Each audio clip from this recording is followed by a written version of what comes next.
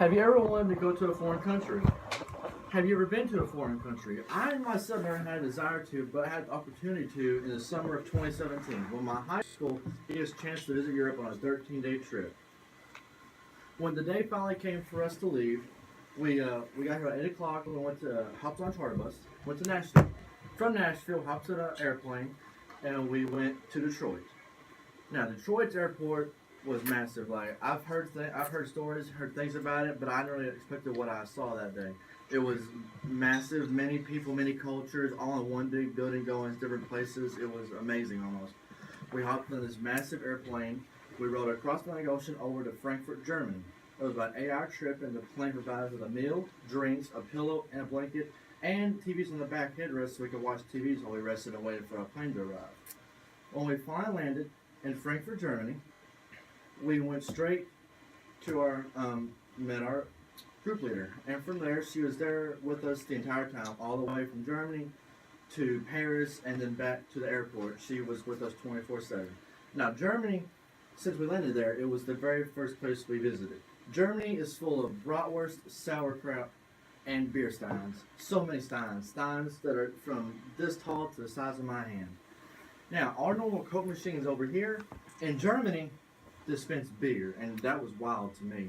Now, while we were in Germany, we were on a bike tour, and this bike tour was led by two guys who were also from America that moved to Germany to make a living off of giving bike tours in Germany, and they were really cool guys. Now, during that tour, I was one of the very few people that had the incident of wrecking. Wasn't my fault though. Handlebars got unglued, came off. I ate the gravel, stat stored blood. It was okay though. I came out fine. Now, while in Germany too, since we were in Germany, we went and visited a concentration camp. That concentration camp was Dachau, and there were many of the original buildings there that were still intact. One of the main buildings was like a big museum, and I was in there for most of the time, and I didn't cover half of it. We were there for a couple of hours. Now, Germany, even though it's an amazing place, even though it does have a very, very dark history. After Germany, we took a bus ride to Italy. Italy, being as beautiful as we think it is over here, I didn't find it as beautiful as I thought it would be, especially Venice. Since Venice is, it's basically a peninsula, so it's surrounded by water, so seagulls and birds and all that. They just kind of made it lackluster. But Italy makes up for it in their food. Pasta, pizza, bread, everything that you can imagine that Italy has to offer was perfect. While in Venice, we did ride a gondola, and the gondola was an amazing, amazing ride. We rode a gondola for about 30 minutes, and it was manned by one guy. And that one had a long oar. He'd push off the walls and the floor, and from there, he managed to wedge us in between these tight corners. I never saw he did it, because it was like a 20-foot boat manned by oar.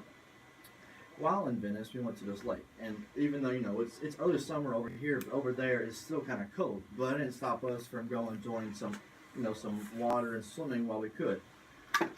So Venice was by far in Italy.